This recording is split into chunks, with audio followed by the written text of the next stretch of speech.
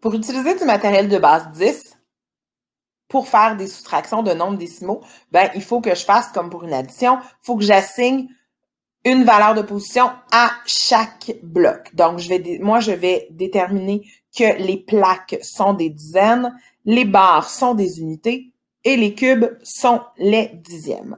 Donc, pour faire ma soustraction, qui est 46 et 4 dixièmes moins 13 et 7 dixièmes, je vais représenter le plus grand nombre. Alors, 46. Donc, je vais faire 40, 4 dizaines. J'ai 6 unités.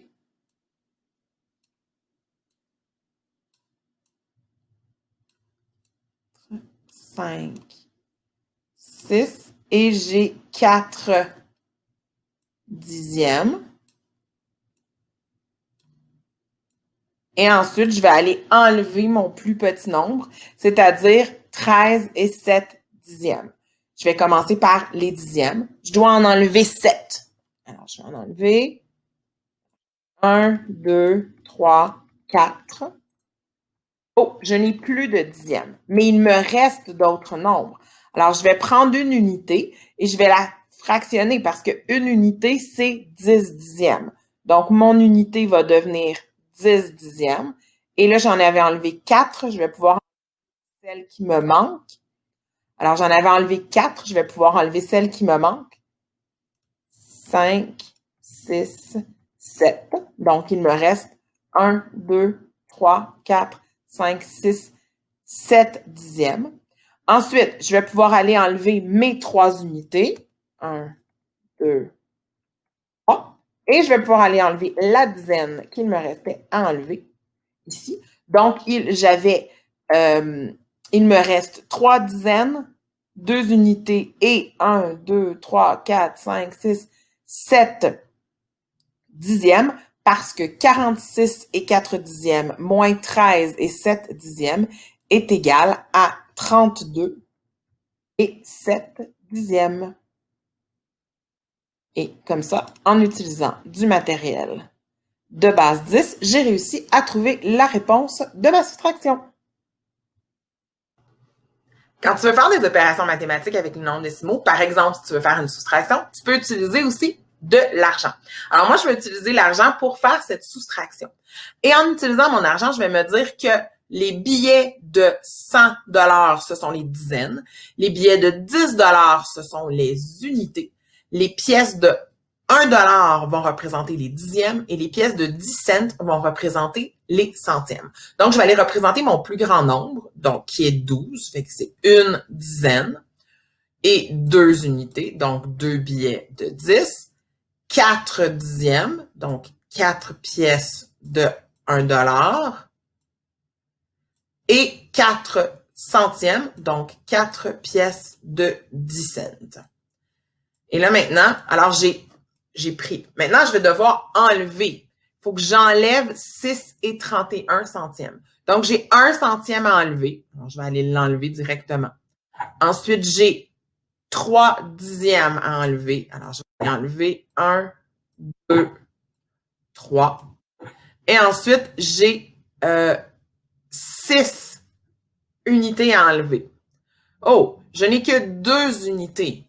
Mais moi, je sais qu'une dizaine, ça représente 10 unités. Alors, je vais prendre ma dizaine ici et je vais la transformer en 10 unités. Alors, 1, 2, 3, 4, 5, 6, 7, 8, 9, 10. Alors, ma dizaine est devenue 10 unités. Et maintenant, j'ai beaucoup d'unités. Je peux donc en enlever 6. Alors, 1, 2, 3, 4, 5, 6 que je dois enlever.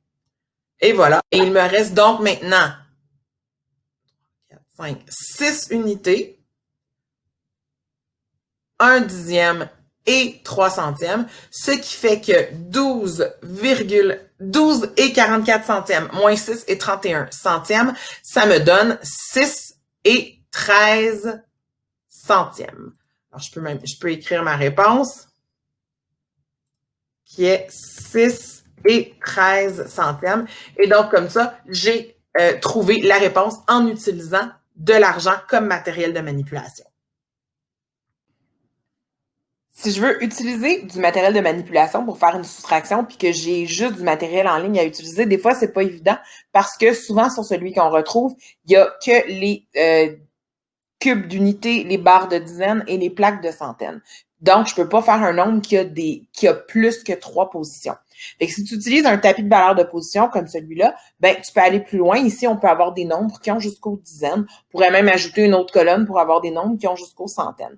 Alors, c'est la même chose qu'on ferait si on avait du vrai matériel de manipulation. On représente le nombre et ensuite, on enlève l'autre partie. Donc, ici, je vais faire 47 et 34 centièmes, moins 16 et 22 centièmes. Fait que je vais représenter mon premier nombre. Donc, je vais faire 47.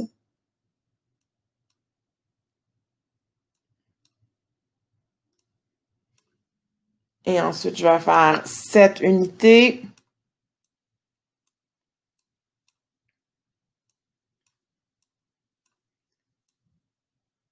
Ensuite, je vais faire 3 dixièmes et 4 centièmes. Puis ensuite, je vais aller enlever mon plus petit nombre. Donc, je vais aller enlever 2 centièmes. Donc, je vais les supprimer. 1, 2. Ensuite, je vais aller enlever 2 dixièmes. Ensuite, je vais aller enlever 6 unités. Alors, je vais enlever 6 unités.